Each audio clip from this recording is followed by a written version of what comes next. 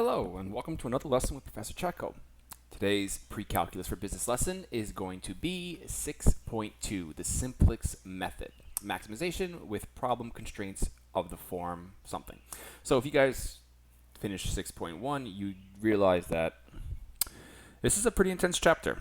Really, really intense. So I'm just going to get straight into it and hope for the best.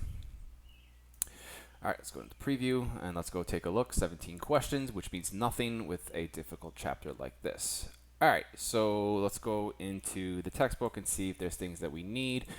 Even though last week's textbook didn't really help me that much, but we still got it. All right, so the Simplex method. Maximization with problem constraints. So now we developed the Simplex method for standardized maximization problems. The Simplex method is most useful when used with computers. Consequently, it's not intended for you to become an expert in manually solving linear programming problems using the Simplex method. So let's see. Here's our initial system. We introduced a concept with a profit and subject to these constraints. That's pretty similar to what we were doing last time. So here, the basic solutions and basic feasible solution for initial system, the objective function variable p is always selected as the basic variable.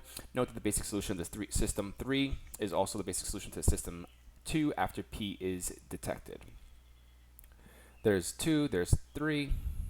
If the basic solution to system 3 is the basic feasible solution to system 2 after deleting p, then the basic is called the basic feasible solution, okay? And a basic feasible solution can contain a negative number, but only if the value p only if it is the value of p. All right, I guess we're talking about profits, positive profits, negative profits, that kind of stuff. So here, the fundamental theorem of linear programming version 3. If the optimal value of an objective function in a linear programming problem exists, then that value must occur at one or more of the basic feasible solutions of the initial system. All right. So it's just going through that. Selecting basic and non-basic variables for Simplex. Given a Simplex tab this. Oh my goodness. Step 2, step 3, pivot operation. This is entering variable. I don't know what any of this is, so we're going to have to try to figure this out. Selecting the pivot element, locate the most negative indicator in the bottom of the table and divide each. Yeah, I'm going to look at a viewing example because this looks pretty... we do not repeat the variables after the first table, and we... what are they talking about? Oh, guys, I sympathize with us. We're all here. We're all in this together, right? All right, let's go to the next next page. Basic feasible solution obtained above. So basically, once we have this, we look at that. 26, and the profit would be that. So it's pretty much just like everything that we've been doing. So write the standard step 2. Are there any negative in the bottom row? Select the pivot column. I don't know what this pivot column is. We're going to have to figure this out. It's here somewhere. I don't. Agriculture. I mean, this is just applying it. We're just got to figure out how to do it. This is just at the application of it. Okay, let's get to it. Consider the tablet below. Which variables are basic variables?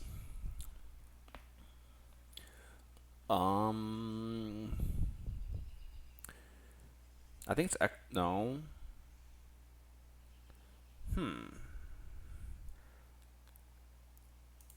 Which ones are basic variables?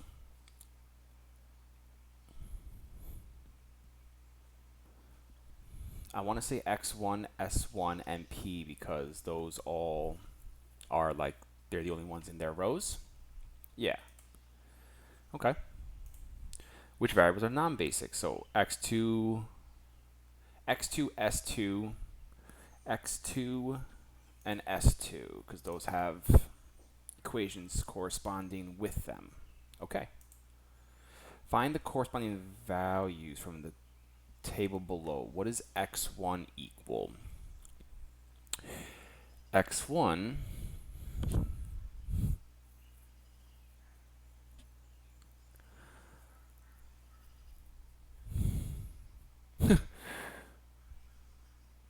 I'm going to pause here because I don't remember how to.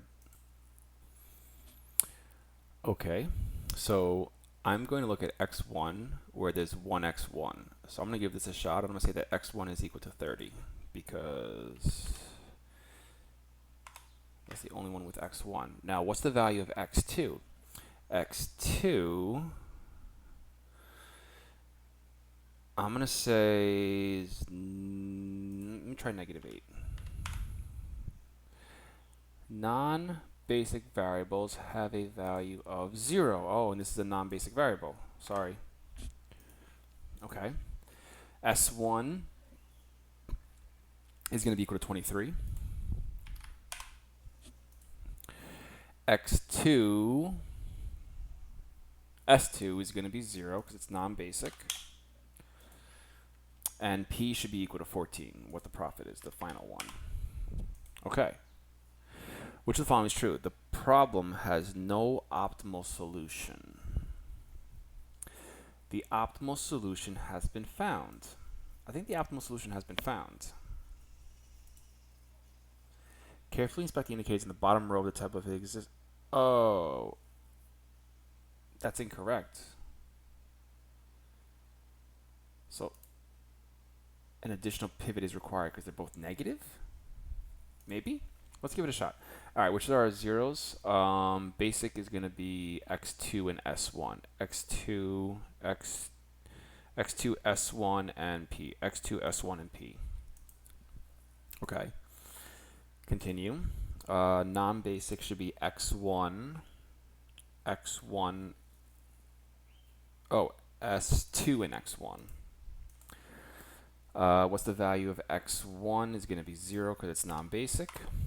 The value of x2 is going to be 1 is 26. S1 is going to be 1 is 18. And then let's see, S2 is going to be 0 because it's non-basic. And then P is going to be 13. Which of the following is not true? Negative, negative, so an additional pivot is required. Okay. Which are the basic variables? Basics, so x2, x3, which S? S3, that guy.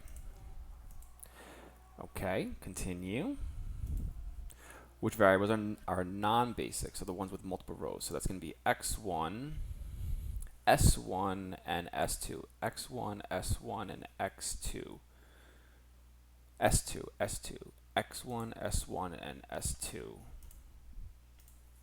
Okay. Determine the values of each variable. This is going to be 0. This one, x2, is going to be 1 is 26. X3 is 1 is 24. S1 is going to be 0, non-basic. Let's keep going. What is this? S2 is going to be 0, non-basic. And S3, 1 is 26.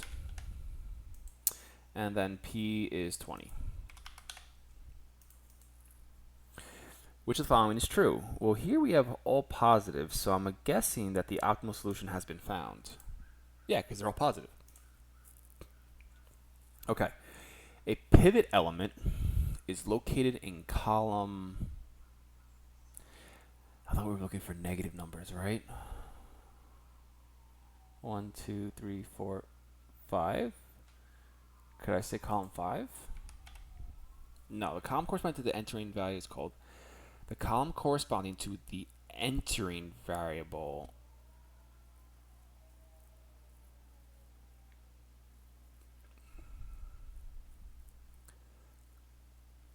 to the left of column P are all indicators. So then column P? Oh, is that what they're looking for? Capital P? What are you looking for? View an example. What the pivot is in most negative bottom element. The most negative bottom element. So that's column 1. Oh, it's just the most negative and row 3.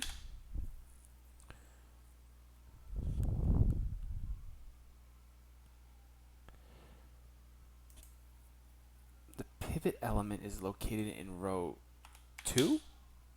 I don't know what row it is. row 1? Why is it row 1? The entering variable is... I don't know. What is the entering? Row 1. 2 divided by 1 is 2. Note that the pivot element is never in the bottom row, so these quotient... Oh, okay. The pivot row is row 1 because 1 is less than 12 point... Whatever.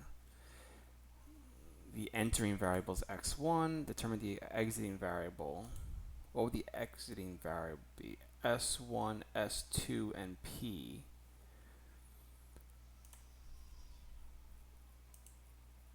Oh my god, this is going to be freaking challenging. The entering variable is x subscript 1. The exiting variable is S1, S subscript 1, comma, S subscript 2, comma, P, capital P.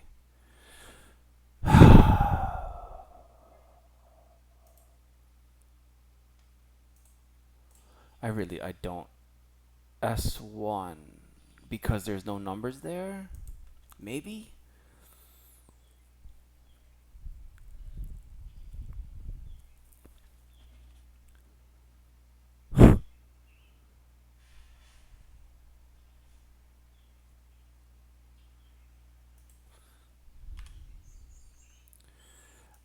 Oh my goodness, I have no idea.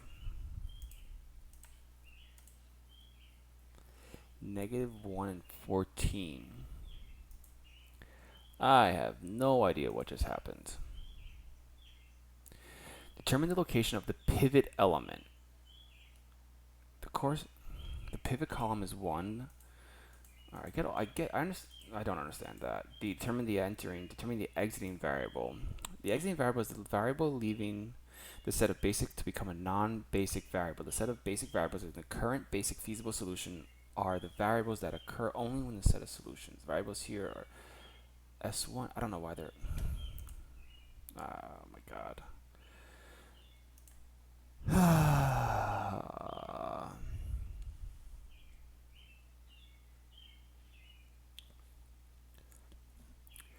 Rho should be multiplied by the reciprocal of the pivot element to transform the pivot element to 1. Since the pivot element is already 1, the pivot row does not need to be scaled. So now add multiples of the pivot row to the other and have to turn all non-zero elements in the pivot column to a 0. Start with the second row. Multiply pivot row, so that would be that, by -3 and then add it. So this times -3 and then add it to row 2.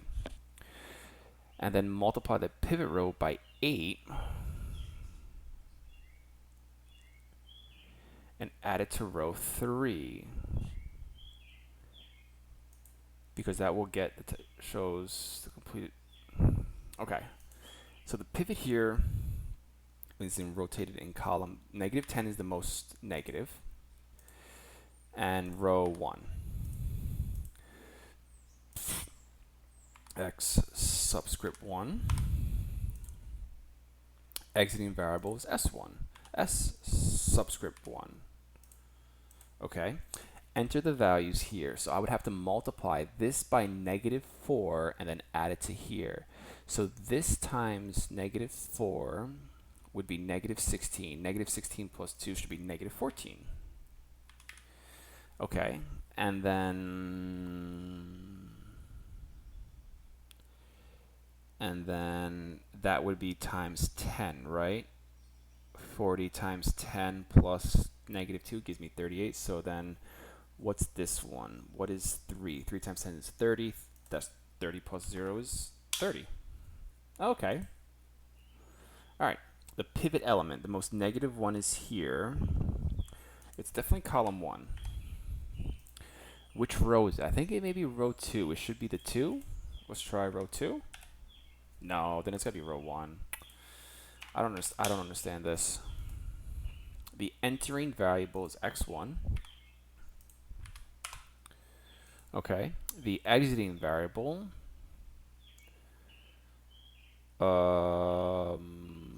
S1.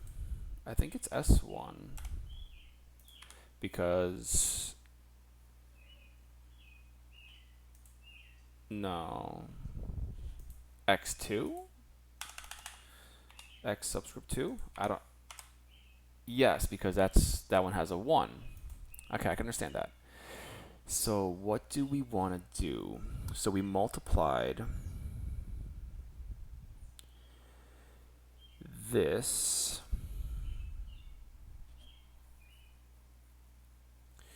These were all divided by 2.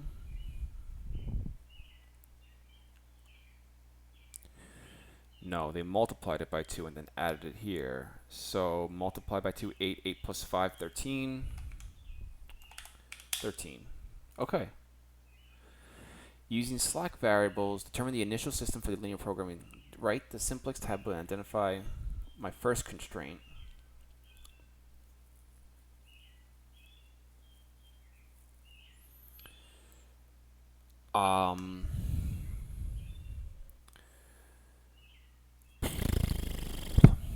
I know we have to do 2x1 plus x2 plus s1 is equal to 16.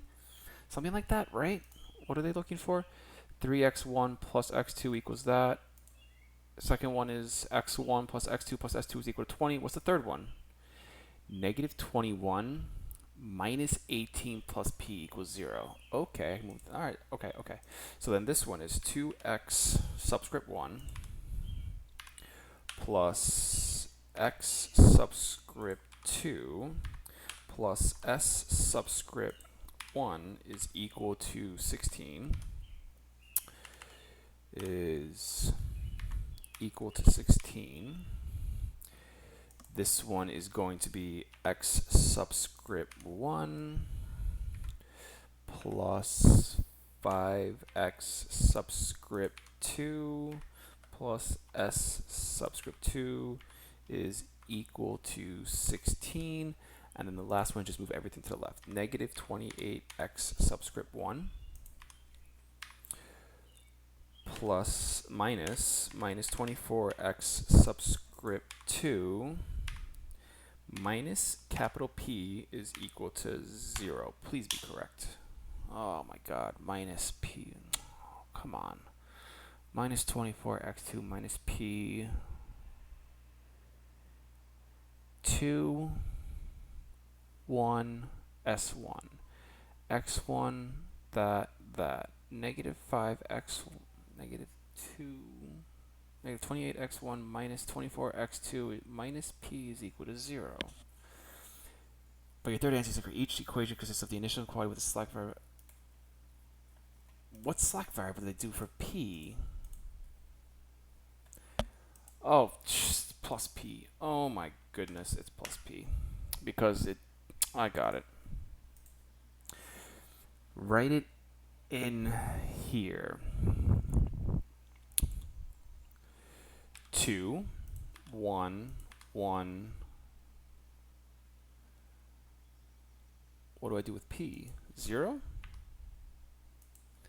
1 5 0 1 0, and then times p negative 28 negative 24 0 and 0 and 0. Nice. There we go.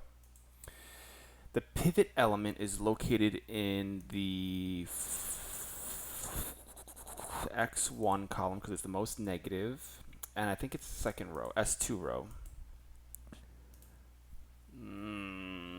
The most negative in the bottom row.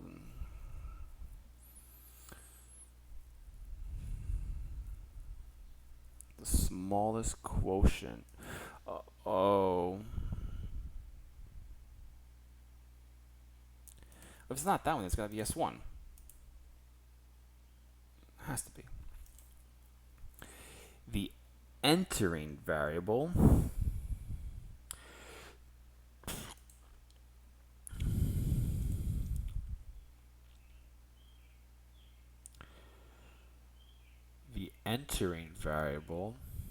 I think is x2. No, the entering variable is x1, And the exiting, I already forgot what it is. X2? I already forgot these definitions. No, your first answer or the second answer is not correct. So if it's not this one, it's got to be S2. No. And the exiting variable is X2. It's not X2. I really S1.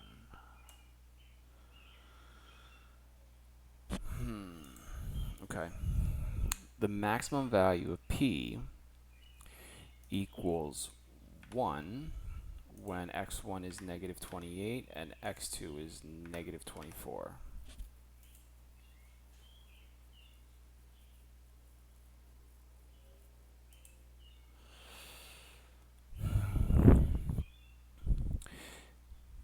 If I multiply this by 14, right, and add it to there, that would be 0, 14, negative 10,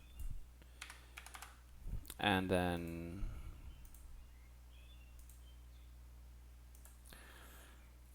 oh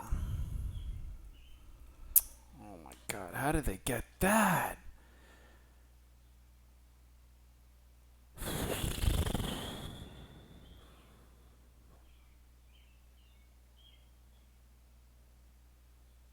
This makes no sense.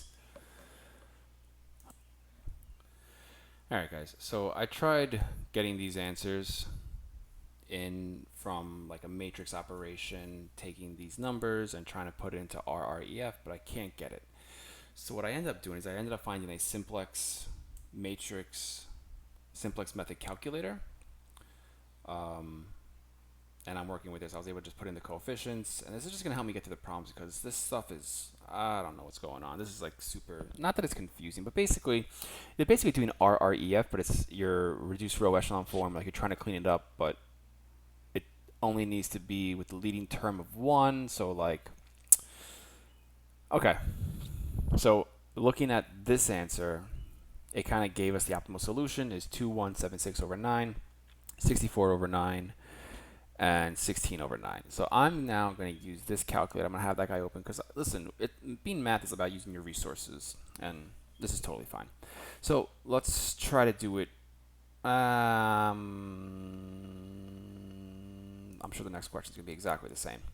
All right, so here we have our first constraint, right? So the first constraint is going to be 2x subscript 1, and then plus 1x subscript 2 plus s subscript 1 is equal to 4. Then I'm going to say 1x subscript 1 plus 8x subscript 2 plus s subscript 2 is equal to 4. And last but not least, we have negative 18x subscript 1 minus x subscript 2 plus p is equal to 0. Your first and third answers are correct. x1, x2, x1, 8x2 plus s2. Oh, you don't want the 1 there? x1 plus 8x2 plus s2 is equal to 4.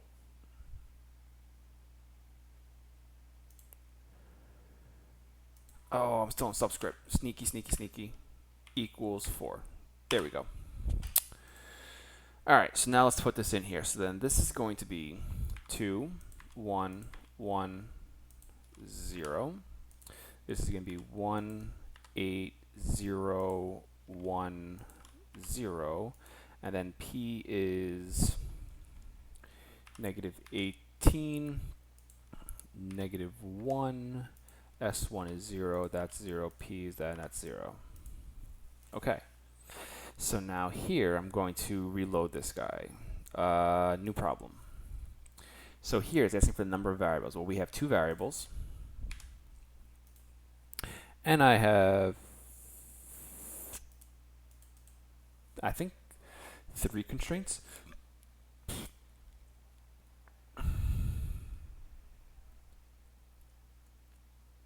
Two constraints. Generate model. Okay, so my first one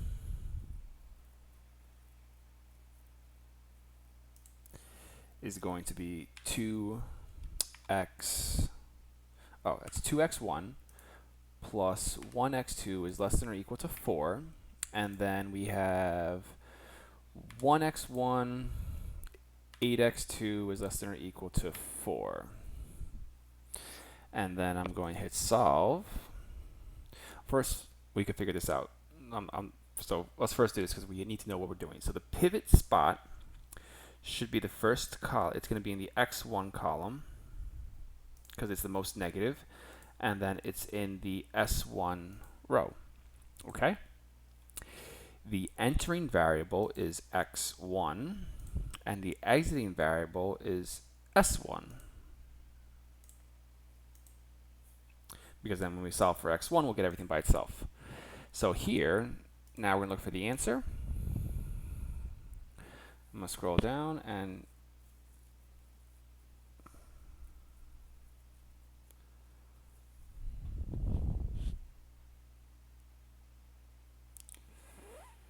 so there is no optimal solution, I think. No, the optimal solution occurs when p is equal to 0.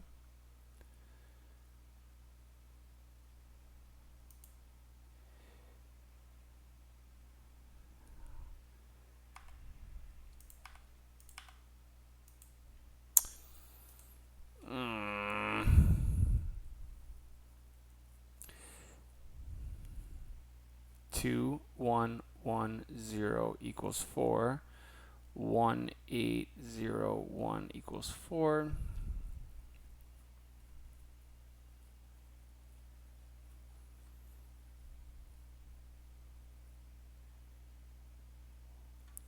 Oh, should I have scrolled down all the way? Let's see.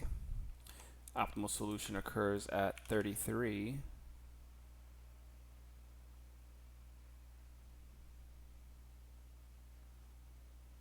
And then that's going to be 3 and 12.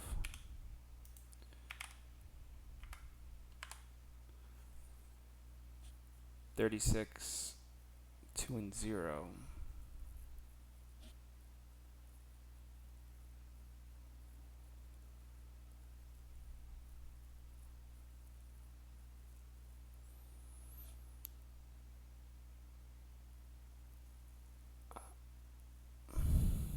I thought that was going to work, man. It worked on the last problem.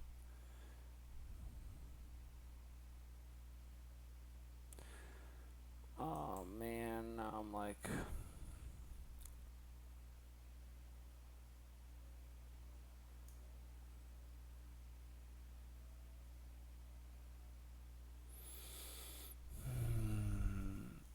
Oh, I didn't do maximize?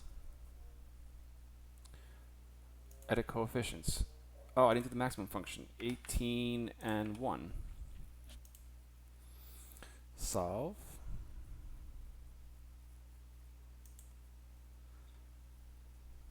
Ah, 36, 2 and 0. See, look, oh man. All right. Well, you guys see, you're seeing how I'm doing it, which is the real point of this. Okay. So here, the max. What do they just want to solve the linear Just solve it. New problem. So let's see. Here we have how many constraints? 1, 2, 3. So we have 2 variables and 3 constraints, right? So I need to maximize 30 and 40. My constraints are 2, 1, 30. This one is 1, 1, and 21. This one is 1, 2, and 36. Solve.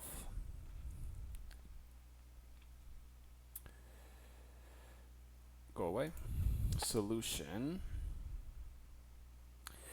Optimal solution is 780 when x1 is equal to 6 and x2 780 when x1 is equal to 6 and x2 is equal to 15. Cool. There we go. Same thing here.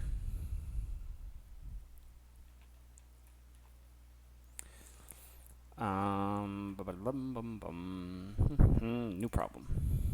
So here there's two variables, x1 and x2, and there are two constraints. No, three constraints. Three constraints, because x2 is less than 30. So let's generate the model. So we're going to try to maximize our function with 2 and 3. My first constraint is -2. 1 is less than 10.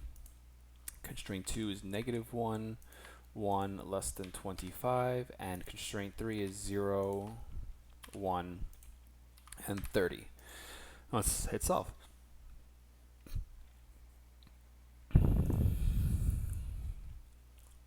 Problem is unbounded, so there's no optimal solution. All right, here we go. Next one. New problem. So here I have two variables and 1, 2, 3 constraints. So two variables, 3 constraints, generate the model. I want to maximize this to be -1 and this to be 2. My first constraint is going to be -1, 1 and 2, -1, -4 and 8. And then this one is 1, -4, 4. Solve.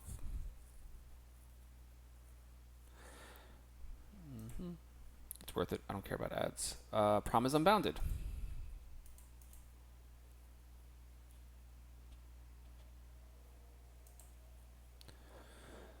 The maximum value of p.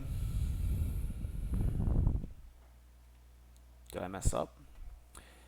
-1, +2. -1, +1. 1 solution equals 2. -1. Oh, that should have been a +3 right there. That should have been a +3. How do I edit? Edit. This one should have been a +3. Solve.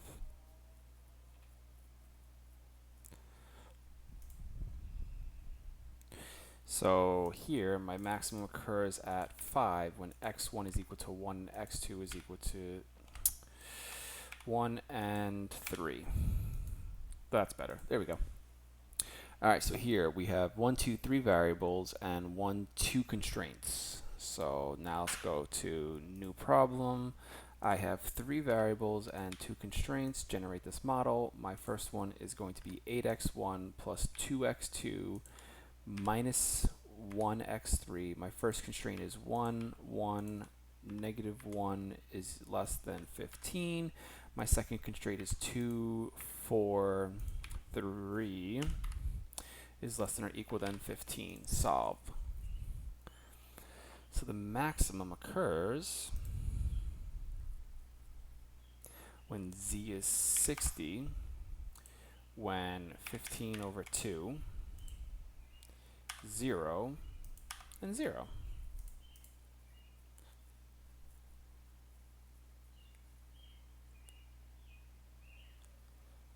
What did I mess up again? 8, 2, -1.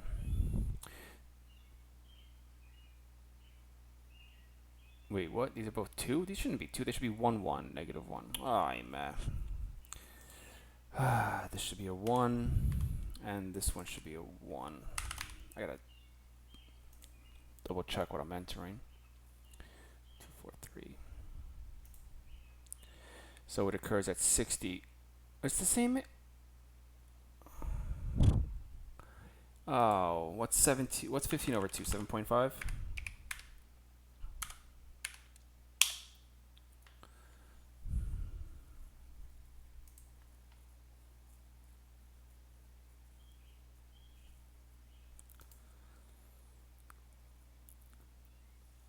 Wow, I was way off. What's going on here? Z equals 8 to -1. 1, 1, -1, 5. 2, 4, 3, 15. Where x1, x2, and x3 are all positive. So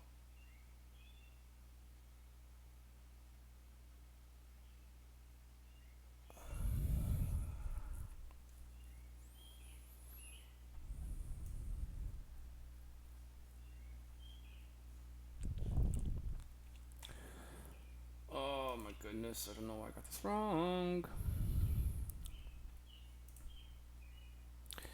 Maximum number of variables is 3. Maximum number of constraints, 2. Generate model.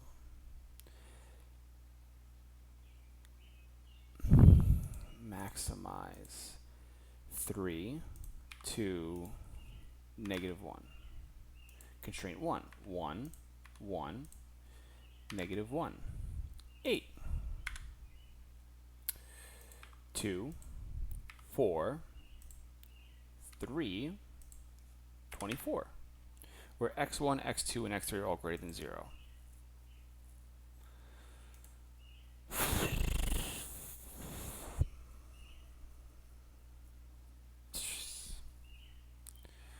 What's 136 divided by 5?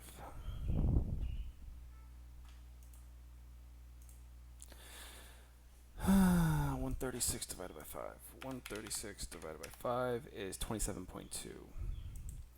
So 27.2 when 8 divided by 5. 1.6? Yeah, 1.6. 1.6 s. Oh, that's x. This one is x3 is 1.6, x2 is 0, and 48 is 9.6. 9.6. Oh, this time it worked. Okay. All right. New problem. Here I have 1, 2, 3 variables. And I have 1, 2 constraints. Generate the model.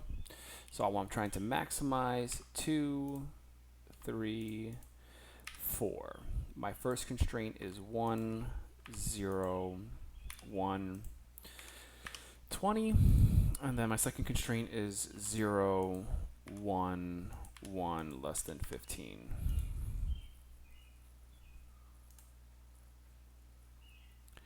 So here, the maximum occurs at 85 when x1 is equal to 20, x2 is equal to 15, and x3 is equal to 0.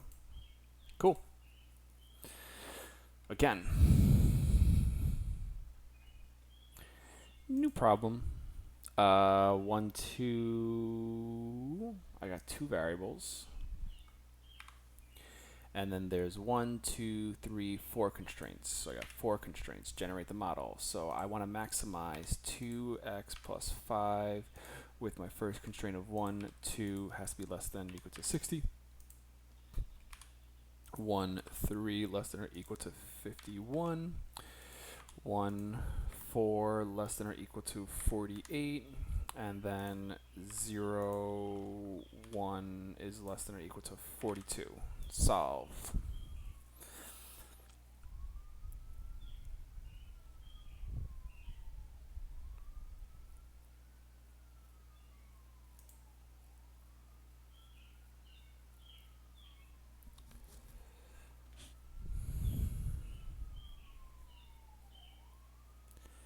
Type in an ordered pair 0, 12. Because that's my next solution. Is this solution the optimal solution? Yes. You answered yes. Correct is no, because the solution offers the solution occurs after 1 iteration, and it is still possible to select a pivot element and therefore it does not maximize P. What is the next basic feasible solution?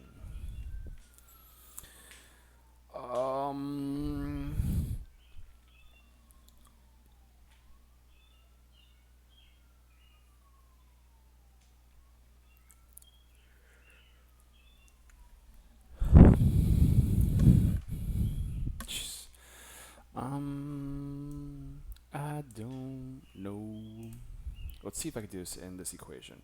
X plus 2y, it is, let me bring this up, less than or equal to 60. Less than or equal to 60.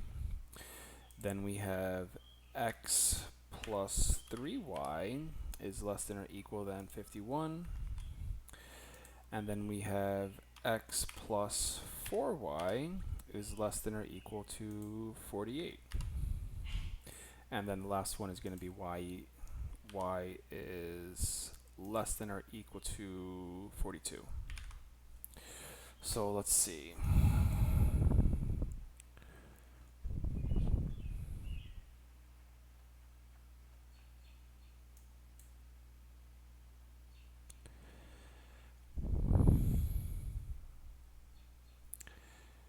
Zero, so that was 0, 0. 0, 12 occurs right there.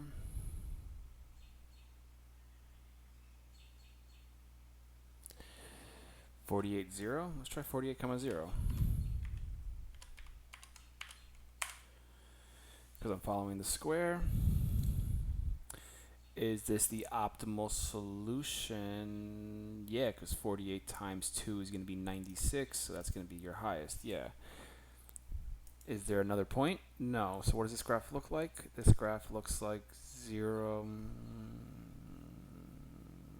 This one, 0, 0, 0, 0, 0, 0, 12, 48, 0.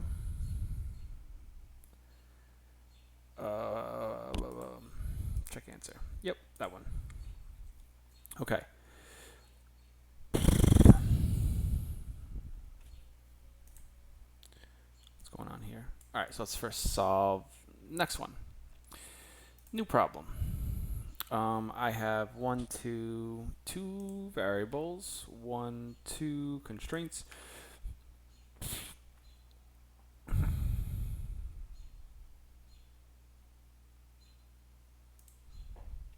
So here it's 3 and then 5, and then my first one is -3, 1, 9, and then I have 0, 1, and 15. Solve.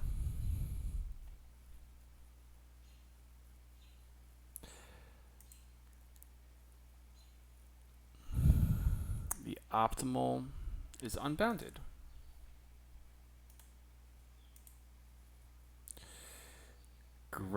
Use the graphing tool to graph this system. So I'm going to maximize this guy. So what do I want to do? I want to click to draw the graph. I'm going to do x is bigger than 0. Y is greater than 0. This equation is y equals 9 plus 3x. So let's go over here. That's 9, 1, 2, 3 to the right 1. My second one is y is less than 15. So here's 15. And then the region is less than, so it's going to be this region. And because it's unbounded, it goes all the way to the right. Both the simplex and the graphing show that there is no optimal solution. All right, 14. Let's go back to that. And here we go.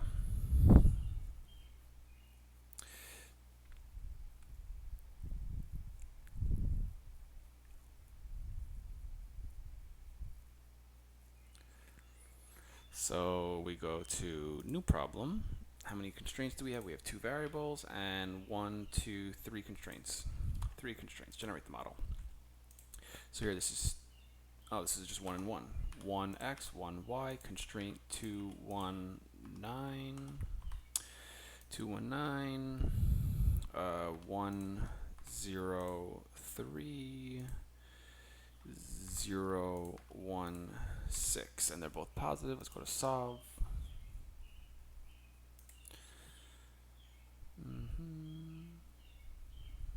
So both methods give the same solution, 7.5, when x1 is equal to 1.5 and x2 is equal to 6. There you go. I think the reason is because these 2 constraints basically put you in like a little,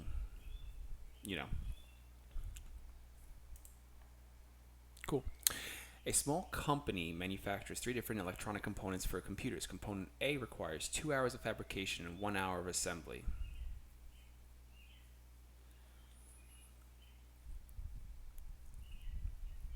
Okay, so let's take a peek at this. So component A requires 2 x subscript 1, not 10, plus 2 1 hour of assembly. 2 and 1 hour is x subscript 2 must be less. The company has up to fabrication.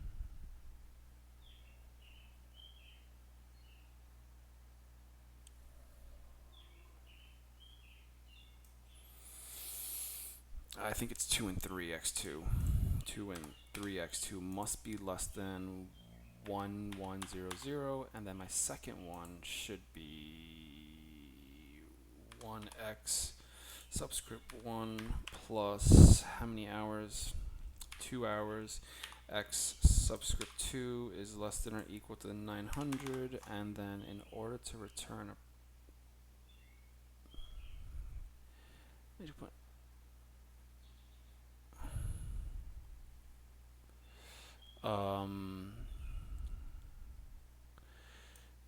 snap. This required 3 and 1. I'm like reading it wrong.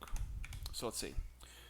And then let's just go plus something x subscript 3, and then plus x subscript 3. How many hours is?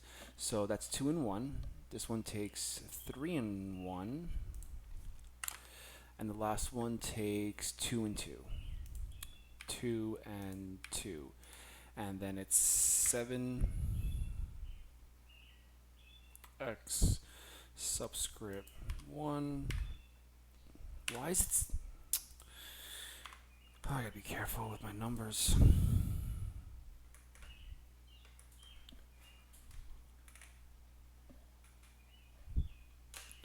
How much do I make? 8x subscript 2 plus 10x subscript 3.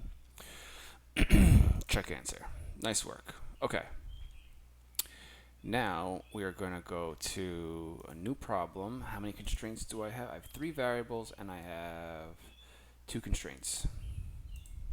2 constraints. Generate the model. So here it's 7, 8, and 10.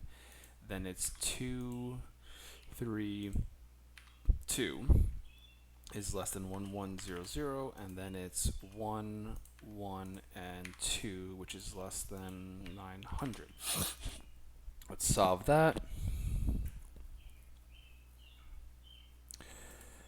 And my answer, the company should manufacture 200 components A, 0 of components B, and 350 of component C to maximize their profit of 4,900. Please be correct. Nice. Okay, so an investor has at most $30,000 to invest in government bonds, mutual funds, and money banks. The average yield for the government bonds, mutual funds, and money market funds are 2%, 4%, 15%. The investor policy requires the total amount invested in mutual funds not exceed the amount invested in government bonds. How much should be invested in each type in order for them to maximize the return?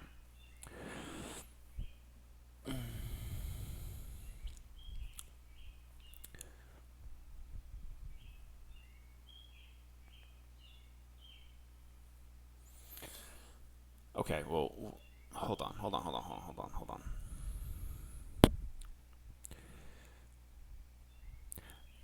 I want to maximize my return, right? So let's see. There's going to be a new problem. How many? I have 3 variables because I have 3 accounts, right? You have the 2%, 14%, so there should be 3 variables. And my constraints, I'm thinking it should be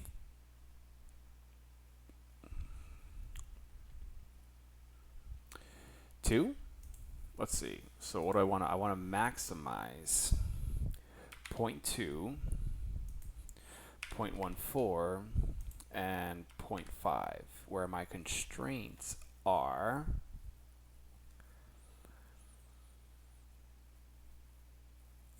Oh, I think it's just one constraint.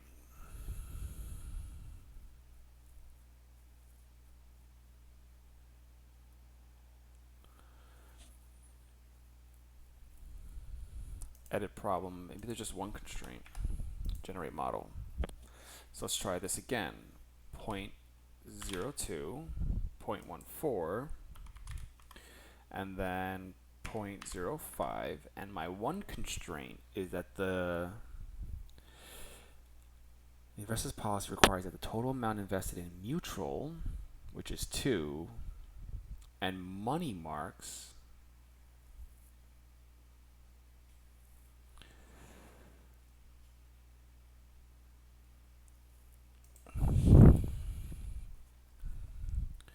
so let's see, the investor policy requires the total amount in mutual and money, that's 1 and 2, not exceed, so that's 1, 1, -1, because if I keep that plus that must be less than that. Solve.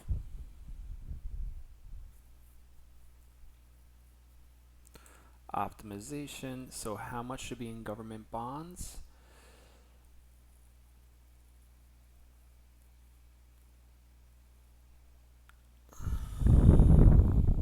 This is not right. View an example. Where did I mess up? I had that. Oh, I forgot the second constraint. Oh, there are 2 constraints. Oh my goodness, there are 2 constraints. Edit coefficients.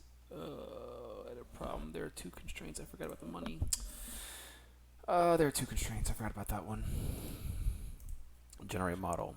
Everything else I think was right. So what is this going to be? 0.02, 0.14, and then 0.05. And I think that this is going to be 1 plus 1 plus 1 must be less than 30. 1, 2, 3. And then my other requirements was 1, 1, -1, 0. Solve. I think that's. Let's see. So how much should be invested in government bonds? 0.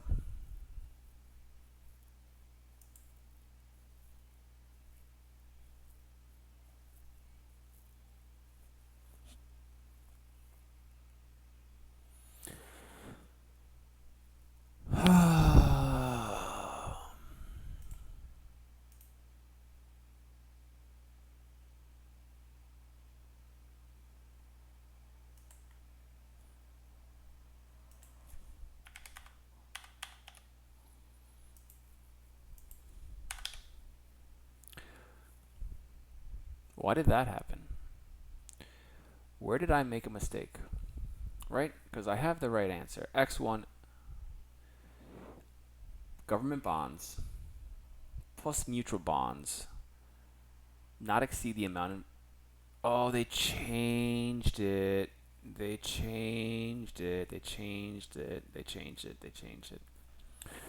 That's fine. What's the maximum return for the year? It's gonna be I don't think that number's right. 2850? No, that's wrong.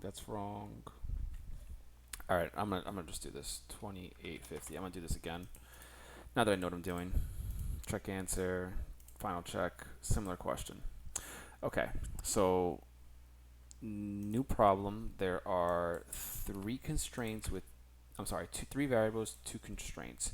I'm trying to maximize 0.08, 0.14, and 0.12 respectively. My constraints are that 1 plus 1 plus 1 must be less than or equal to 60,000. I can't invest more than 60,000.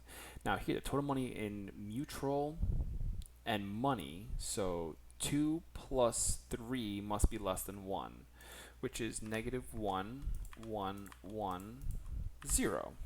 Solve. How much should be invested? So let's try 30. 1, 2, 3, 30,000. Invest 30, 1, 2, 3. And then we're not going to put any money into there. And then we should get $6,600, $6,660. I got it. All right, last question as we approach an hour. A company makes 3 types of candy and packages them in 3 assortments. The assortments 1 contains 4 cherry, 4 lemon, and 12 lime and sells for a profit of $4. Assortment 2 contains 12 cherries, 4 lemons, and 4 limes and sells for a profit of $3. And assortment they can make 3,500 cherries, 3,800 lemons, and 66 limes candy. How many boxes of each did the company produce in order to maximize its profits? So let's see. We have 1, 2, 3 constraints.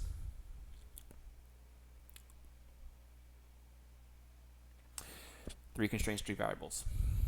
All right? So we have 3 constraints, 3 variables, 3 constraints. I want to maximize. How much is it for cherry? Makes a profit. Assortment 1 makes a profit of $4. Assortment 2 makes a profit of $3. 3 and assortment 3 makes a profit of $5. Constraint 1. Assortment 1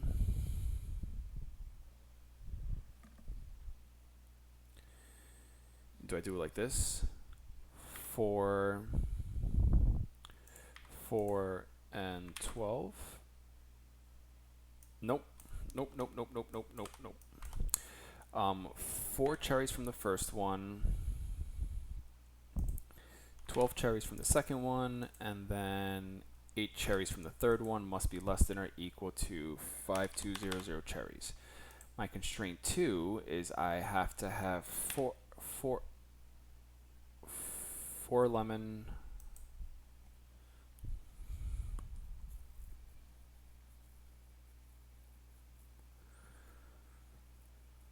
4 lemon and 8 lemon, and lemons must be less than 3,800. And then my last one is how many limes? 12 limes. 12 limes, 4 lime candies, and the last one has 8 lime candies. And my lime candies, I only have 6,000. Alright, so now if I'm trying to maximize this, the maximum profit occurs at 2,875 when we sell 275 boxes of number 1, 175 boxes of number 2, and 250 boxes of number 3. Wow, got it. Okay, we need this table, right, guys? I just went to PM calculators. I love Desmos, but I did not see that Desmos had it doesn't have this, whatever this is called, Simplex method. So I just went PM calculators, and then boom, Simplex method, linear programming. It's right there. Definitely needed during this section. All right, cool. That is the section. Best of luck.